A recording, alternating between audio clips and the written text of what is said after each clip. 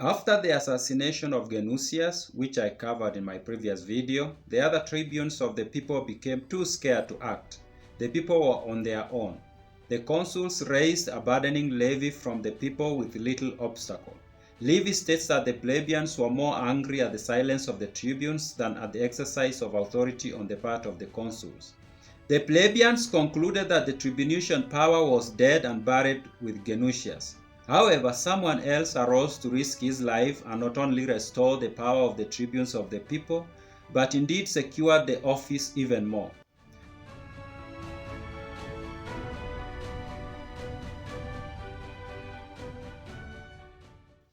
I welcome you to my YouTube channel where I explore ancient texts, and ancient texts here I mean texts that have been around for thousands of years.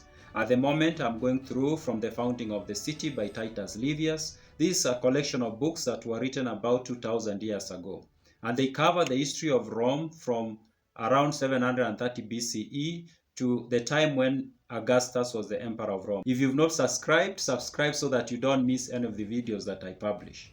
In ancient Rome, the lictors were the law enforcers. They were used to arrest and punish citizens who broke any of the laws that were in place, and they were often under the command of the consuls. The office of the lictors was founded by Romulus when he founded Rome. In fact, creating this office was among the very first thing that he did. It seems he realized that if the city was going to flourish, then it needed some people to be given the responsibilities of enforcing the law. And it is almost always that a lictor was a member of the plebeian class.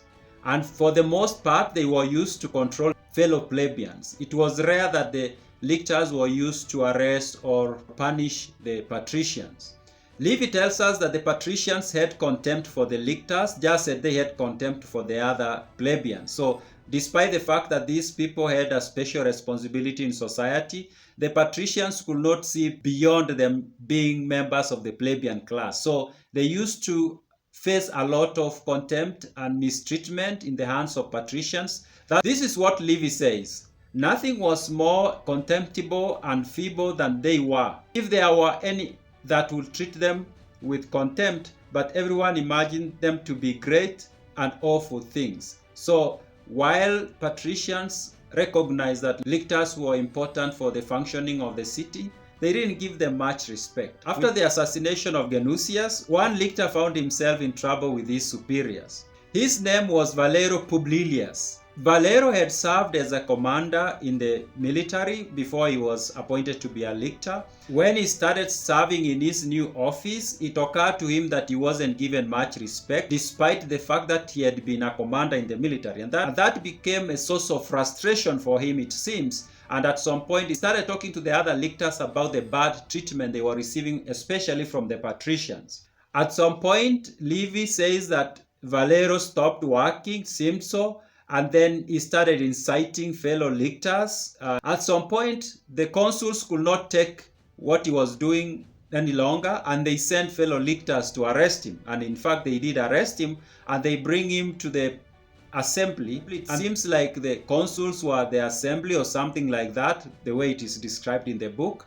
Volero is brought, because when he's brought to this place, there is already a crowd of people. Now the consuls command the other lictors to strip him naked, basically, so that he can be punished. And Volero is struggling with the fellow lictors because he doesn't want to go through this punishment, of course. While the lictors were doing this, Volero started appealing to the tribunes of the people to intervene and save him from this humiliation that he was about to go through. Livy quotes Volero saying the following: "I appeal to the people, since the tribunes would rather see a Roman citizen scourged before their eyes than be murdered in their beds by you."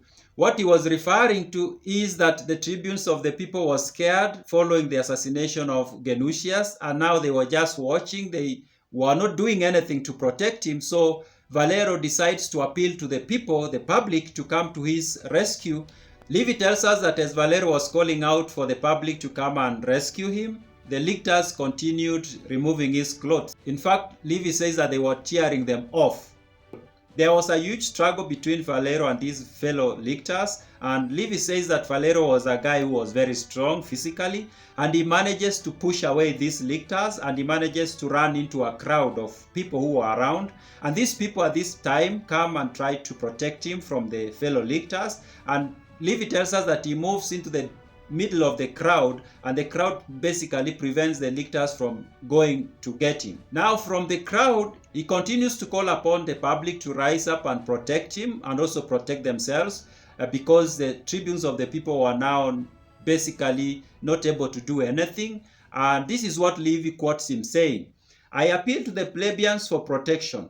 Help fellow citizens, help fellow soldiers. You have nothing to expect from the tribunes. They themselves need your aid." Now at this point, the people who are around at the assembly, the public, the plebeians in particular, rallied around him, and it seemed like there was going to be a fight between the public and the lictors. Livy describes it as something that was likely to become very ugly, but he says that the weapons of the lictors were taken and broken by the public. Soon it was clear that there was nothing that the lictors could do. They could not arrest Volero. When the consul realized that the lictors could not control the people, the consul ran into the Senate house. That's what Livy tells us. While in the Senate house with other patricians, they were unsure of how Volero was going to use his won victory. In the Senate house, many were advocating for more violence. That's what Livy tells us. They wanted to see force used on the public, and in particular Volero, to bring order and to put the plebeians in their place. But the senior senators were more calm than the younger senators, and they were more reasonable, and they told the entire Senate that it was not appropriate at that time to meet the anger of the plebeians with the resentment of the patricians. After that incident, Volero was elected to be a tribune of the people. And people were very happy that he was now representing them, that he was now in a position to protect them from the consuls. And he had proven himself by rallying people to protect him from being arrested.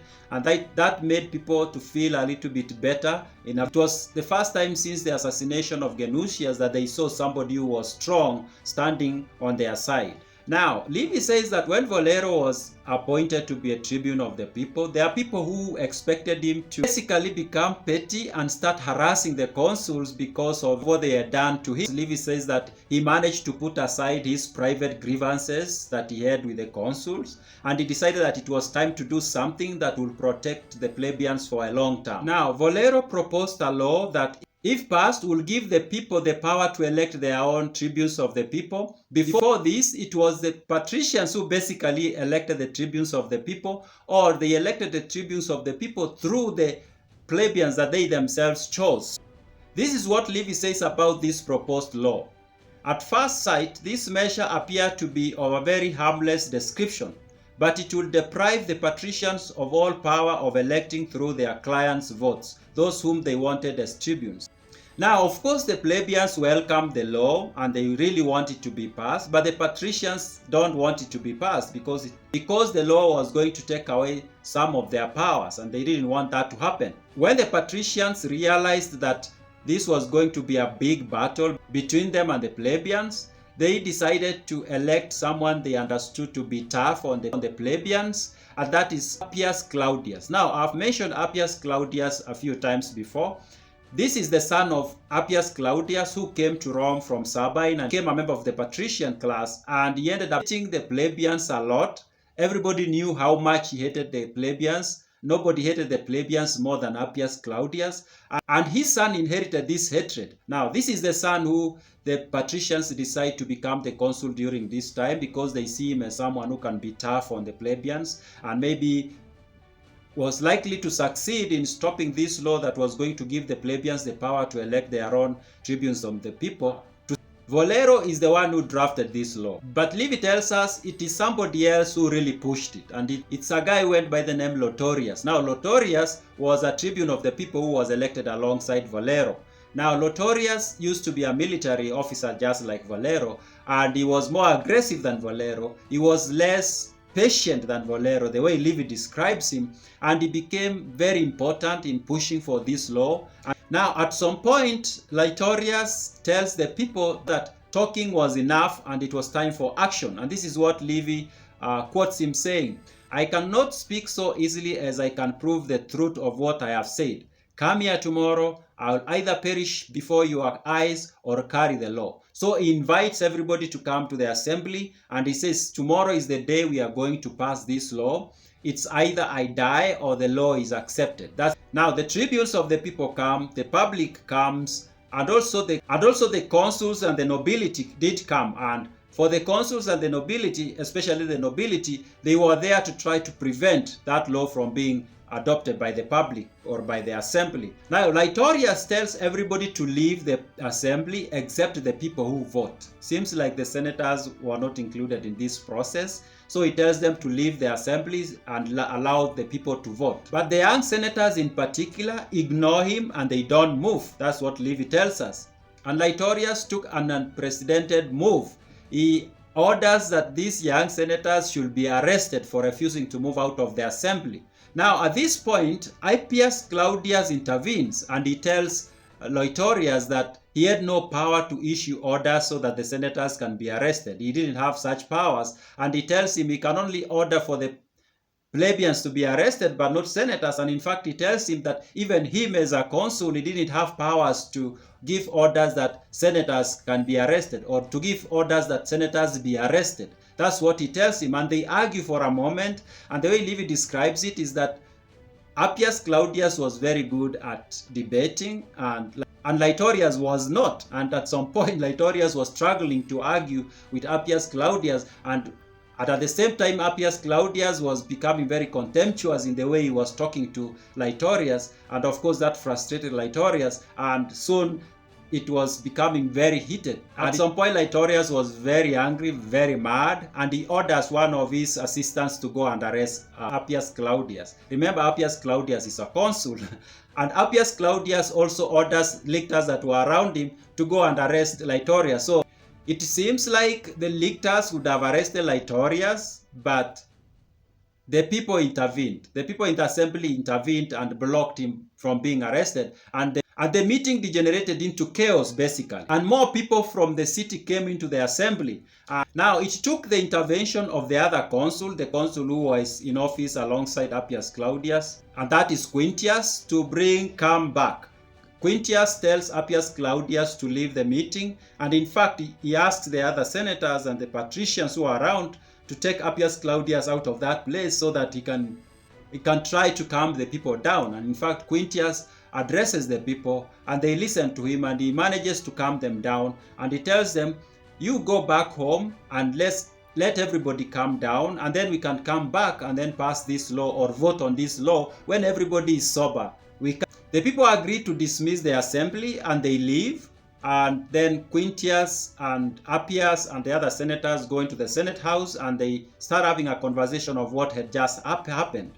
The senators try to talk to Appius Claudius about his behavior, and in fact they tell him how he behaved was not appropriate. They also thank Quintius for saving the day, for intervening and being able to calm down the public. Appius was still insisting that the patricians and the senators and the consuls should do everything to stop that law from being passed. But at the end of it, he gave in, even though he accused the senators and the other consul of abandoning their offices, basically of doing what they were not supposed to do. He realized that he was not going to stop that law by himself. And in fact, the Senate itself passed the law with not much opposition, and this law came to be known as the Publilian law. After the passage of the law, for the first time, the tribunes of the people were voted in by the people. And the number of the tribunes of the people who are elected was increased from 2 to 5. That's how Volero, by being unsatisfied with his job, he ended up rescuing the office of the tribunes of the people, which had become inactive after the assassination of Genucius. If you enjoyed this video, please go ahead and hit the like button, and I will see you in the next video.